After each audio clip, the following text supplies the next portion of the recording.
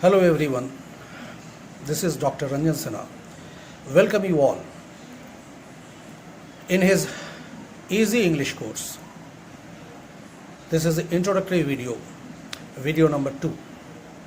In my first video, I just explained you people that if you people just go for trying, you think nothing is impossible for you people, you can easily learn English.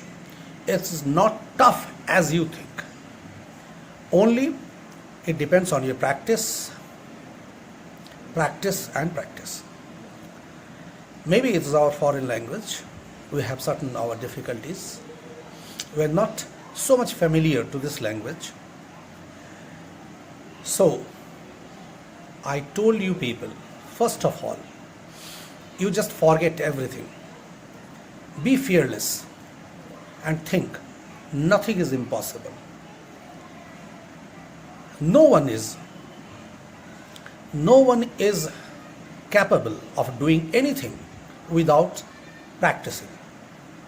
So here, whatever I'll explain you people in a very simple manner, very simple way, as I did it earlier in my video. Now get ready, and I'm going to explain in a very easy way, and I hope you can follow me. It's for everyone, for those housewives, for those people who are not able to come. So I'm convincing you people that maybe it is our foreign language, but if we go for practicing, it is not as difficult as we think. So get ready. I'm going to explain you, and whatever I'm explaining you is just simple, in a very simple way, in Hindi. Okay? Now get ready.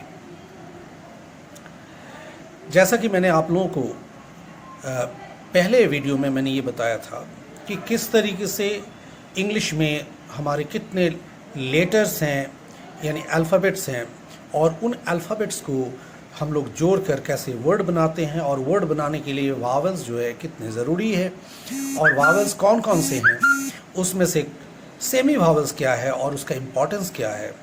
कभी जैसे without vowel हम लोग कोई word नहीं बना सकते हैं, कोई सिलेबल नहीं बनता है.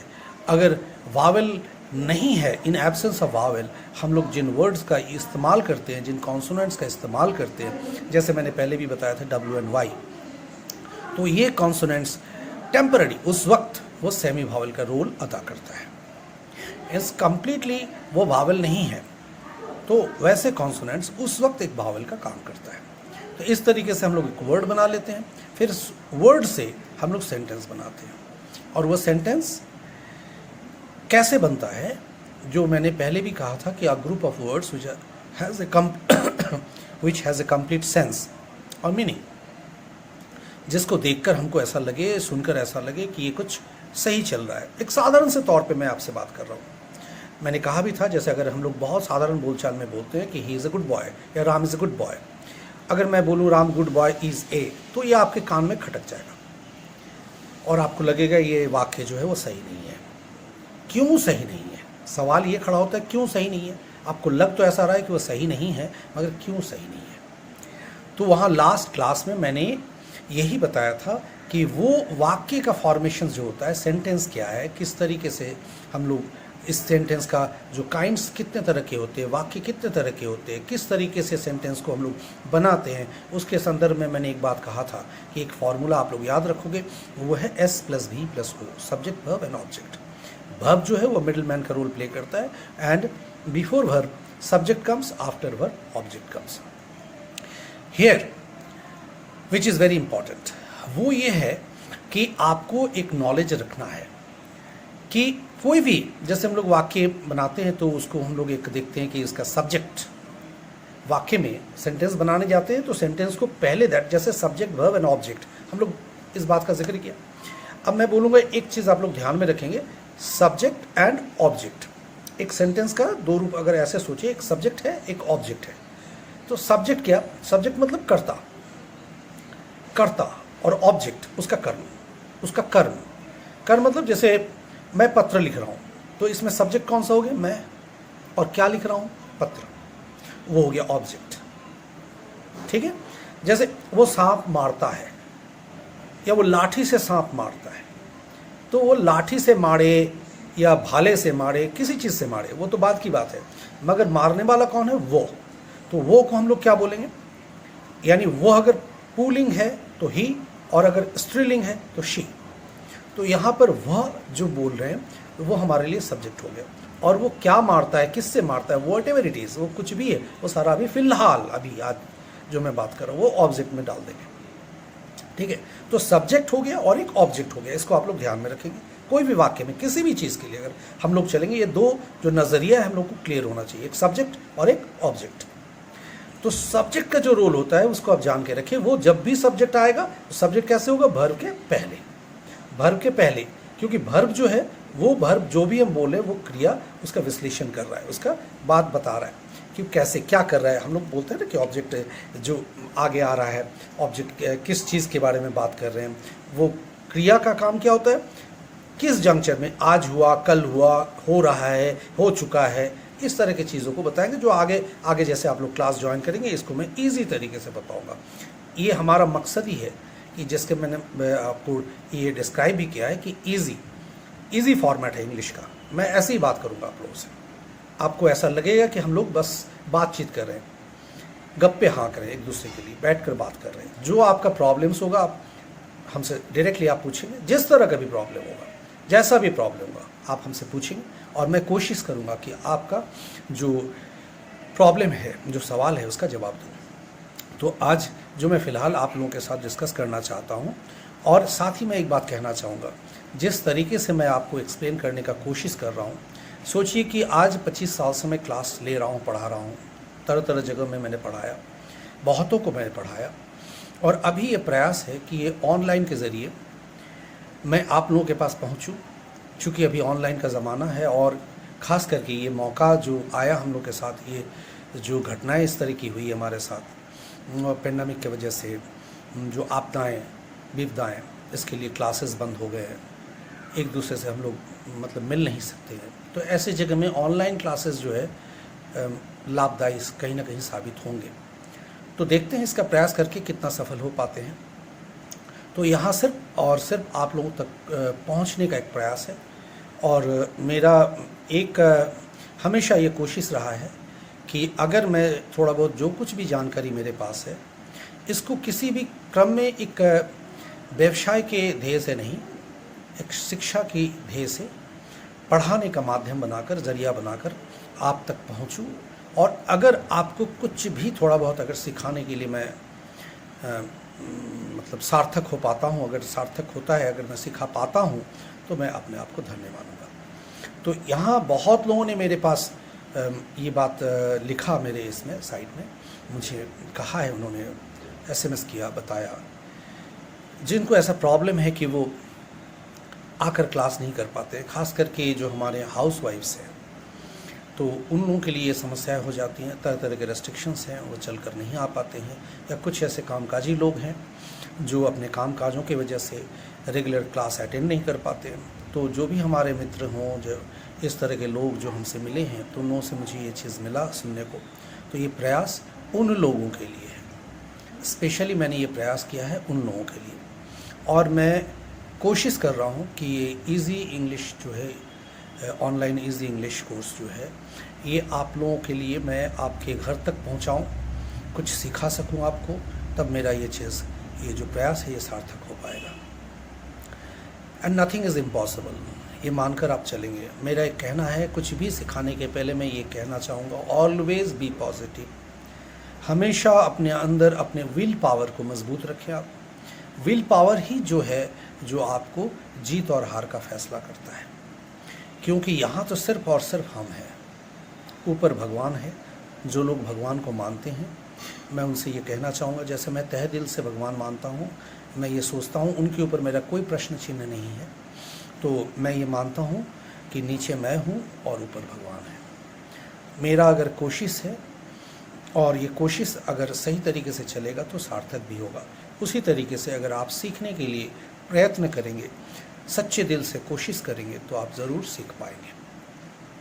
तो चलिए, ये जो बातें हुई इससे आगे बढ़ते हैं, और मैं ये कोशिश कर रहा हूँ आप लोगों को बताने का कि जो सेंटेंस हम लोग किस तरीके से बना रहे हैं। सेंटेंस जैसे मैंने कहा कि वर्ड्स को जब हम लोग फॉर्मेट करते हैं, बनाते हैं, और वर्ड्स को जब अरेंज करके जोड़ते हैं तो एक सेंटेंस का रूप लेता है, परंतु वो सही तरीके से उसको हम लोग को अरेंज करना पड़ता है।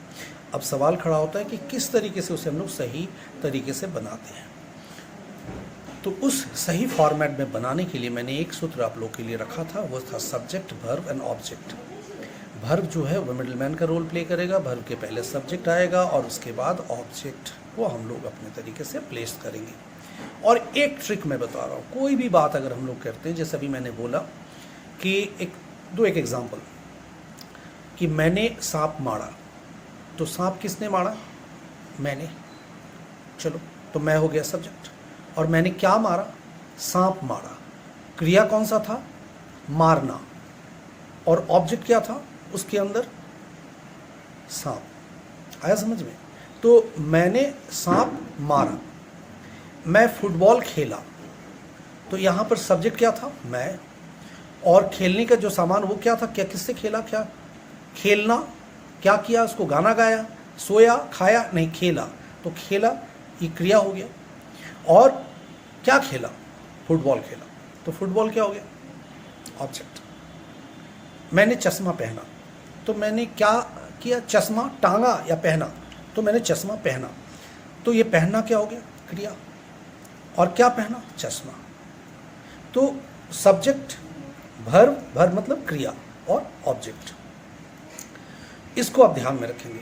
और आहिस्ता आहिस्ता, जैसे आप अभी एक इंट्रोडक्टरी वीडियोस के जरिए आपको ये बताने का प्रयास कर रहा हूँ, और अगर आपको मेरा ये वीडियो कहीं भी लग रहा है कि ये सार्थक है या ये लाभकारी है, तो आप इसके ऊपर कमेंट जरूर करेंगे और मुझे बताएंगे, ताकि मेरा भी हौसला बुलंद हो कि कहीं ना कहीं ये फ़ायदा करेगा आप लोगों के लिए। तो फिर मैं इसको आगे ले जाऊँगा, आगे के लिए सोचूंगा।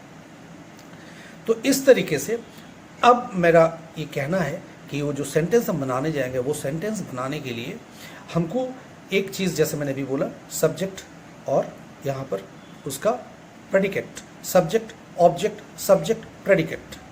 तो सब्जेक्ट, ऑब्जेक्ट, सब्जेक्ट, वर्ब, ये प्रेडिकेट अगर ऐसा मैंने बोल दिया प्रेडिकेट, तो प्रेडिकेट क्या है? तो प्रेडिकेट कुछ जो सब्जेक्ट था और सब्जेक्ट का रेस्ट पार्ट, जैसे मैंने सांप मारा, मैंने, मारने वाला मैं, रेस्ट जो बचा वो सारा प्रेडिकेट में चला गया। ठीक है। अब उसी को सोच लीजिए कि उसी को हमने तोड़ दिया, एक वर्ब का, एक ऑब्जेक्ट का, उसी हिस्से को, है ना। सब्जेक्ट को हटा लिया, रेस्ट क्या बचा? वर्ब और ऑब्जेक्ट। मैंने सांप मारा, मैंने क्या किया? मारा। तो मारा क्या हो गया? वर्ब। और क्या मारा? सांप। तो सांप क्या हो गया? ऑब्जेक्ट। आगे समझ में? कभी कभी ऐसे लोग कहते हैं कि जैसे सब्जेक्ट और प्रेडिकेट एकदम, मैंने कहा था कि शून्य से चलेंगे। तो सब्जेक्ट और प्रेडिकेट छोटी छोटी चीज़ों में आते हैं, छोटे छोटे, हम लोग एकदम जूनियर क्लासेस में पढ़े हैं। तो सब्जेक्ट, प्रेडिकेट, प्रेडिकेट मतलब क्या है? जैसे हम लोग बोले उद्देश्य विधेय, तो कर्ता कर्म। तो क्या होता है कि कोई उद्देश्य और विधेय उसका, कोई कर्ता और कर्म उसका, तो क्या है? तो यहाँ पर हम कर्ता हैं, हम क्या काम कर रहे हैं?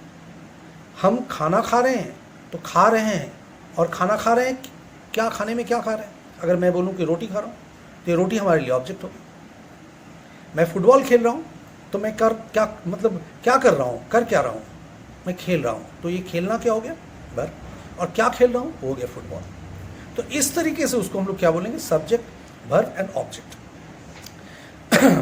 और जैसे मैंने कहा अभी, अब ये सेंटेंस बनाने के लिए अब एक सवाल खड़ा होता है। अब ये जो क्राइटेरिया बना, सब्जेक्ट, वर्ब एंड ऑब्जेक्ट, अब इसी को एक जगह ऐसे करके मुट्ठी बंद करते हैं।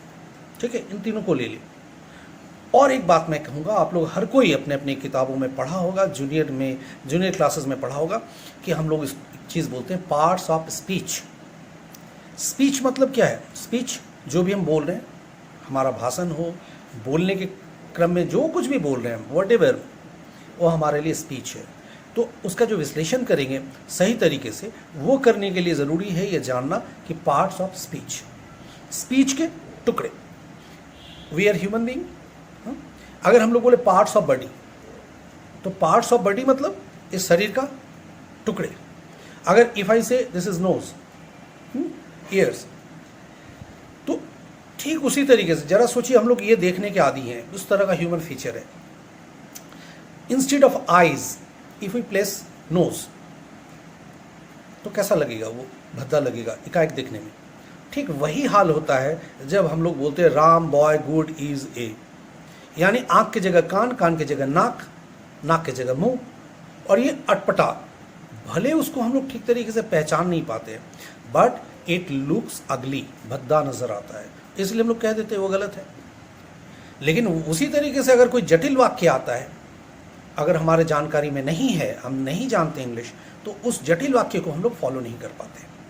जो उठते बैठते हम लोग सुनते हैं उसको छट से पकड़ लेते हैं। तो यहाँ पर वही मैंने कहा, पार्ट्स ऑफ स्पीच, यानी जिन लोगों को इसकी जानकारी है उनके लिए तो सही है, जो लोग नहीं जानते हैं तो उन्हें मैं कहूँगा कि अब आप लोग शुरुआत कर दें वो पार्ट्स ऑफ स्पीच की जानकारी लेने के लिए। तो मैं जो बोल रहा हूँ मेरे हिसाब से आप लोग उसको नोट कर लेंगे। पार्ट्स ऑफ स्पीच, यानी there are 8 kinds of parts of speech, 8 प्रकार हो जाता है। अब जैसे मैं 8 प्रकार बोल रहा हूँ, हो सकता है किसी किसी को याद आ जा रहा हो। Noun, pronoun, verb, adjective. अब देखिए, नाउन हो गया, प्रोनाउन हो गया, वर्ब हो गया, एडजेक्टिव हो गया, फिर adverb, preposition, conjunction and interjection. 8 हुआ। तो ये there are 8 kinds of parts of speech. अब इसका विश्लेषण तो मैं अब क्लास में करूंगा आप लोगों के साथ, कि नाउन क्या है, प्रोनाउन क्या है, वर्ब क्या है, एडजेक्टिव क्या है, एडवर्ब क्या है, प्रीपोजिशन क्या है, कंजंक्शन क्या है, इंटरजेक्शंस क्या है। और इसको अगर आप लोग जान लेते हैं, सोचिए कि यही, जैसे मैंने कहा, शरीर की संरचना, यानी नाक क्या है, कान क्या है, आंखें क्या है, जिसको हम लोग पढ़ते भी हैं, उसके संरचना को ठीक उसी तरीके से इसे जानना ज़रूरी है। तो इनको अगर हम लोग समझ लेते हैं तो उसको सटीक रूप से हम लोग इसका प्लेसमेंट कर देते हैं वाक्य बनाने में, और वो एक सही फॉर्मेट में वाक्य बन जाता है। फिलहाल जो छोटी सी चीज़ मैं आपको ट्रिक में बता रहा हूँ, हमेशा याद रखेंगे, सब्जेक्ट, वर्ब एंड ऑब्जेक्ट। फिलहाल ये तीनों का जो क्रिया है, कार्य है, सब्जेक्ट का क्या होगा, वर्ब का क्या है, ऑब्जेक्ट का क्या है, सब्जेक्ट के लिए आज मैं इस इंट्रोडक्टरी वीडियो पे बात करूँगा। जब आप सब्जेक्ट को पकड़ना चाहेंगे तो एक ट्रिक में आप देखिए, सब्जेक्ट मतलब क्या होता है, एक जस्ट उड़ते हुए बात, एक हल्की सी बात मैं आपको बता रहा हूँ याद रखने के लिए। सब्जेक्ट में क्या आ सकता है, ये जो पार्ट्स ऑफ स्पीच 8 मैंने कहा, तो सोचिए इस 8 में से किसको मैं सब्जेक्ट के लिए रखूँगा। तो नाउन को, प्रोनाउन को, नाउन को, प्रोनाउन को, वो कहाँ जाएगा यूजुअली। अभी मैं कोई डिटेलिंग नहीं कर रहा हूँ, आप लोगों के लिए कुछ इजी मेथड बता रहा हूँ। फिलहाल आप लोग उसी तरीके से मेरे साथ बढ़े, उसको चुने, और वो कहाँ जाएगा, वर्ब के पहले जाएगा। And sometimes gerund.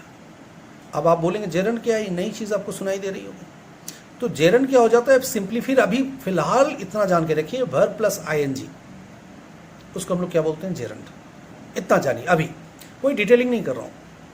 तो जैसे बोलते हैं swimming, swimming is the best exercise. तो देखिए इज वर्ब है, इसके पहले हमने क्या रखा, स्विमिंग।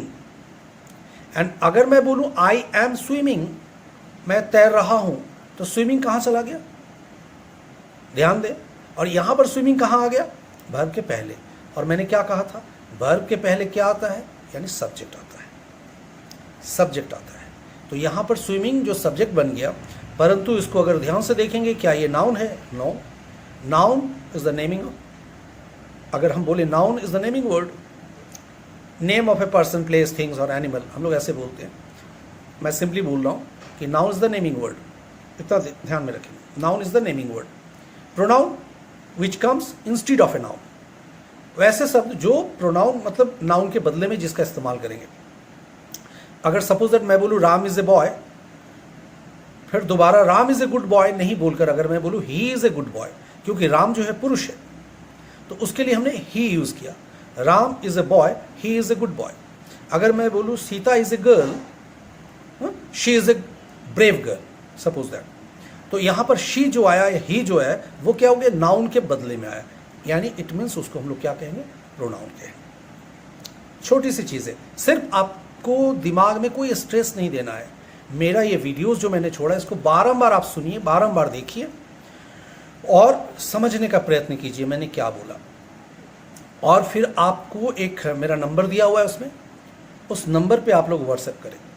जो जुड़ना चाहेंगे, अगर आपको लगेगा कि आप मेरे साथ, आपको ये कोर्स आपके लिए फ़ायदेमंद साबित हो सकता है, तो आप मेरे पास जुड़ेंगे। चाहे वो फ़ी की संरचना हो, वटेवर, कुछ भी जानना हो, कुछ नहीं है, नॉमिनल है, एक नॉमिनल चीज़ है। मैंने पहले भी बताया कि पेशे से जो है मैं खुद एक व्याख्याता हूँ और बहुत सारी जगह पे मैं एक एकेडमिक्स हेड भी हूँ, तो एकेडमिक्स से ही मैं रिलेटेड हूँ। तो इसलिए ये मैटर नहीं करता है कि कोई फ़ी वगैरह लेकर मैं पढ़ाने के लिए आया। मैंने पहले ही आप लोगों को बता दिया, एक नॉमिनल चार्जेस होंगे इसके लिए, चूँकि ये जो अभी आपके साथ ऑनलाइन पहुँचना है, आपके पास जाना है, रिगार्डिंग दिस थिंग्स थोड़े बहुत तो खर्चे होते हैं। सो उसके लिए अगर वो हेल्पफुल साबित होता है आपके लिए, तो मैंने सिर्फ इतना कहा कि मेरा ये जो प्रयास है, जिन्होंने भी मुझे लिखा है, जिन्होंने भी मेरे पास आया है, मैं तो उनके लिए मैं धन्य हो जाऊंगा कि चलिए भाई, मेरा काम, मेरा प्रयत्न उनके लिए सार्थक हो गया। तो इस चीज़ को जो आज मैंने बोला उसको आप याद रखेंगे। यहाँ पर नाउन, प्रोनाउन और जेरंड, अभी मैंने बोला वो सब्जेक्ट के लिए यूज़ करेंगे। वर्ब तो आपको दिखाई दे रहा है, क्रिया। वर्ब में क्या है, एक मेन वर्ब होता है, एक हेल्पिंग वर्ब होता है। वर्ब में दो चीज़ आप याद रखेंगे, मेन वर्ब और हेल्पिंग वर्ब, मुख्य क्रिया और सहायक क्रिया। मेन वर्ब और हेल्पिंग वर्ब, ऑक्सिलरीज, उसको प्रिंसिपल बोल सकते हैं, मेन वर्ब को principal verb, and helping verb, मैंने इजी वे से बोला हेल्पिंग वर्ब, उसको आप लोग ऑक्सिलरीज भी बोल सकते हैं।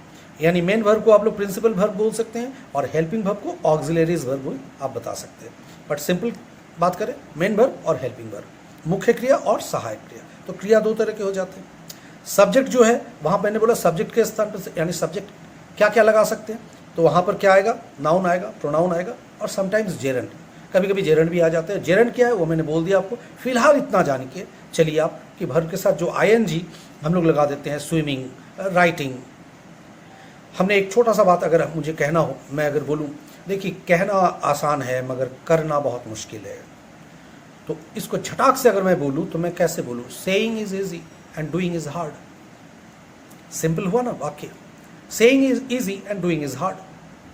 तो सपोज इस तरह के बातें हैं, ये मैं इजी वे से आप लोगों को बताऊंगा, आपको बोलना भी सिखाऊंगा और लिखना भी सिखाऊंगा, इसलिए इसको ध्यान में रखेंगे, छोटी छोटी चीज़ें। फिलहाल मुझे ये फॉलो करें आप लोग।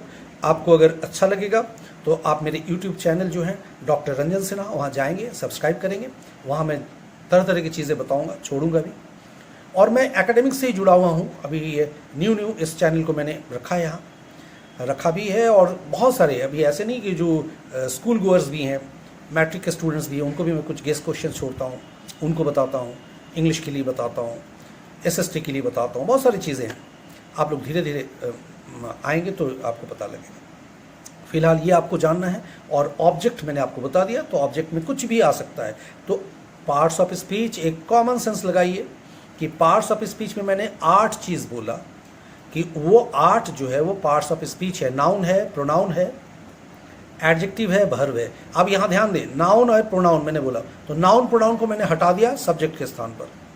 वर्ब तो आपको दिखाई दे रहा है, मिडिल मैन की तरह खड़ा है।